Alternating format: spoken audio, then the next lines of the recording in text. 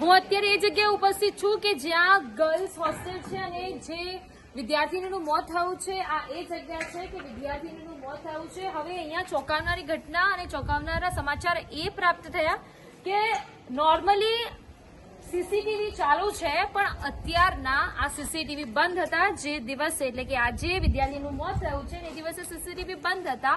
તો હવે આ સીસીટીવી બંધ હોવા કે સીસીટીવી બંધ કરવામાં આવ્યા છે, સંકેત કઈ સાઈડ જઈ રહ્યો છે તપાસનો વિષય છે. પરંતુ આ સીસીટીવી બંધ છે. રેક્ટરને પૂછ્યું તો રેક્ટરનું એવું કહેવું હતું કે એ જે દરમિયાન જે ઘટના ઘટી એ દરમિયાન તેઓ જમવા માટે ગયા હતા.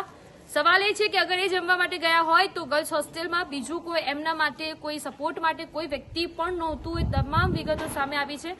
સવાલ એ થઈ રહ્યો છે કે આ ગર્લ્સ હોસ્ટેલ છે, તમે જોઈ શકો છો અત્યારે પોલીસ દ્વારા પણ કાર્યવાહી કરવામાં આવી રહી છે. પોલીસ પણ તપાસ કરી રહી છે.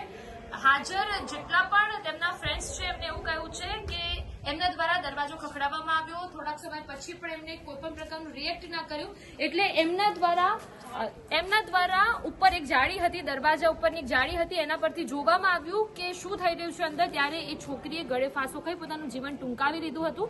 એના જોડે જે ફ્રેન્ડ છે અત્યારે થોડા ગભરાઈ ગયેલા છે, કારણ કે નરી ઓખે કોઈને મરતા જોયા હોય તો ઓબ્વિયસલી થોડો ડર લાગી જાય. એ છોકરીએ થોડું કબૂલ કર્યું છે કે ભાઈ હા આવી રીતે ટોર્ચર કરવામાં આવતા હતા.